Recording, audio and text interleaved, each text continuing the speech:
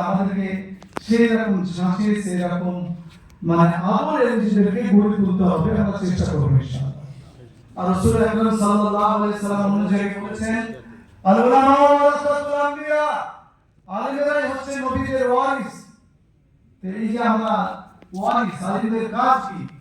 আর তো নতুন করে নবীর জন্ম হবে না, নবীর উম্মত বিপদে পড়বে, বিভ্রান্ত হবে, বিপদগ্রস্ত হবে, পাশে দাঁড়াবে কে?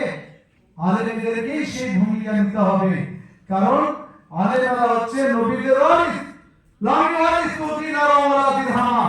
আলেমদেরকে স্বর্ণ মুদ্রা, রূপা মুদ্রা, টাকা পয়সা ওয়ারিস বানানো হয় নাই, ইলমে দ্বীন, ইলমে নবী ওয়ারিস বানানো হয়েছে। মারতে দামটা আমাদের উলামারা করবে। আল্লাহ তৌফিক দান করুন, আল্লাহুম্মা আমিন। মাওলানা সৈয়দ আরশাদ মাদানী হুজুর, যিনি একদিকে নবী বংশের উত্তরসূরি, রাসূল আকরাম সাল্লাল্লাহু আলাইহি ওয়াসাল্লামের বংশে তিনি উত্তরসূরি, দ্বিতীয়ত তিনি ভারতবর্ষের এশিয়া মহাদেশের নামকরা প্রতিষ্ঠান দারুল দেওবন্দের প্রধান শিক্ষক এবং মুহাদ্দিস এবং সুবক্তা, এবং আমাদের ভারতের সর্বভারতীয় জমিয়তের সভাপতি। তিনি আমাদের আমিরুল হিন্দ, অর্থাৎ ভারতবর্ষে যত আমাদের ছোটখাটো মাযহাবী সংগঠন বিভক্ত রয়েছে, এককভাবে ভারতের ফায়সালা দেওয়ার জন্য শরীয়তের দৃষ্টিতে ভারতবর্ষের সংবিধানকে সামনে রেখে এই ফায়সালা যিনি করবেন তার নাম হযরত মাওলানা সৈয়দ আরশাদ মাদানী। বলুন আলহামদুলিল্লাহ। তিনার ফায়সালা অনুসারে আমাদের চলা, আমরা এমনি বলছি না। তিনি কেমন ব্যক্তি? মদিনা মসজিদে নববীতে একটা কমিটি আছে হাদিস সংরক্ষণের ব্যাপারে, সেই কমিটিতে ভারত থেকে হযরত মাওলানা সৈয়দ আরশাদ মাদানী আরবিন্দের কমিটিতে আছে। আলহামদুলিল্লাহ।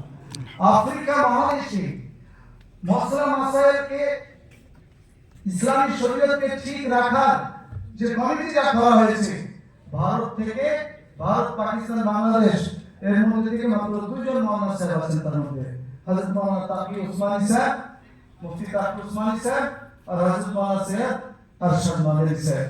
কাজী তার কৃতিত্ব, তার যোগ্যতা, তার বাগ্মিতা নিয়ে যত বলবো কম বলা হবে।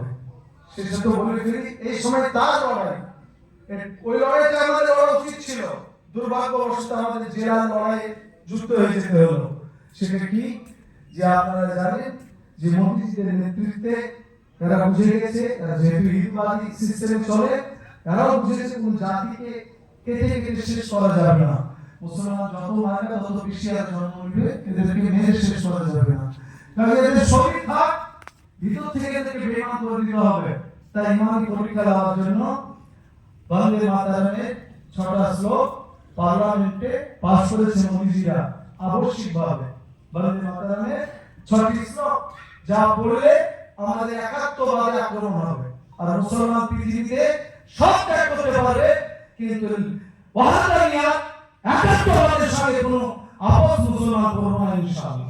ইনশাআল্লাহ। হযরত মাওলানা সৈয়দ আরশাদ মাদানী যেহেতু ইন্টারন্যাশনাল ব্যক্তি, ন্যাশনাল ব্যক্তি, তিনি আমাদের জাতীয় আহ্বায়ক, তিনি এর উপর বয়ান করেছেন। ইনশাআল্লাহ রোজার পরে আমরা সেটা শুরু করব, আপনাদের কাছে তুলে ধরবো।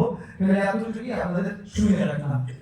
বাকি হযরত মাওলানা সৈয়দ আরশাদ মাদানী তার নেতৃত্বে 25 বছর পর্যন্ত বিনা চাষিতে যুবক জেল খাটছে, ফাঁসি হয়ে গেছে। এইরকম লোকদের তিনি আইনি, কানুনি, লিগ্যাল সেল আশ্রয় নিয়ে জমিয়তের টাকা দিয়ে কেস করে তাদেরকে ছাড়িয়েছেন। এরকম সংখ্যা প্রায় 33,000। 33,000 এক টাকাও তাদের খরচ হয়নি।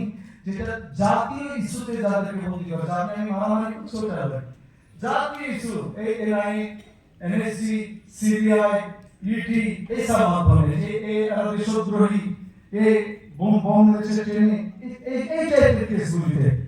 কাজী এই চাইটা আমরা ইনাদের পিছনে থাকবো না তো কার পিছনে থাকবো?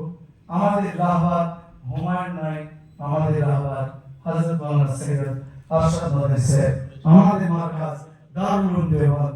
আমাদের মার্কাজ জামিয়া সুলমিয়া হবে, আমাদের মার্কাজ অন্য জায়গায় নেই। আল্লাহ তাআলা আমাদেরকে সম্মতি দান করুন, তার নেতৃত্বে আমাদের চলার জন্য আমাদেরকে কবুল করুন। আল্লাহুম্মা আমিন। আমিন। দেখুন কতগুলি বিষয় আছে আপনাদের কাছে একটু মনে করে। আমাদের মাওলানা শহীদুল সাহেব বলছিলেন যখন ক্লিয়ার আপনাদের হয়নি, রাসূল আকরাম সাল্লাল্লাহু আলাইহি ওয়াসাল্লামের সঙ্গে মুশরিকদের, মক্কার মুশরিক নেতৃত্বে সমঝোতা হয়েছিল, সন্ধি হয়েছিল। সন্ধি কেন হয়? আজকে মারামারি চলছে, কাটাকাটি চলছে, যুদ্ধ চলছে, সব যেন বন্ধ থাকে, তার জন্য সন্ধি হয় না? মানে এরা শান্তি প্রতিষ্ঠিত হবে।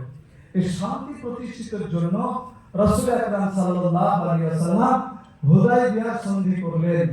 সেই সন্ধিতে দেখবেন আমাদের এই জমিয়তের পতাকা 5টা সাদা আর 6টা কালো দাগ আছে। এই 5টা হচ্ছে আমাদের প্রতীক, স্বচ্ছতার প্রতীক, সততার প্রতীক, পবিত্রতার প্রতীক। আর এই 6টা কালো আছে, এটা দাগের প্রতীক, অজ্ঞতার প্রতীক, জাহেলিয়াতের প্রতীক। অর্থাৎ হুদায়বিয়ার সন্ধিতে মুশরিকদের পক্ষে 6টা শর্ত ছিল, আর মুমিনদের পক্ষে শর্ত ছিল 5টা, একটা কম বেশি। সেই কম বেশিটা কি? কম বেশিটা হচ্ছে যে মক্কার লোক মদিনায় আসলে কি হয়েছিল? মক্কার লোক মদিনায় গেলে ফেরত দিতে হবে মক্কার লোককে, বুঝতে পেরেছেন? কিন্তু মদিনার লোক যদি মক্কায় যায় ফেরত দেওয়া হবে না। আমার কারণ বসে আছেন, এখন বাড়ি এখন খাবে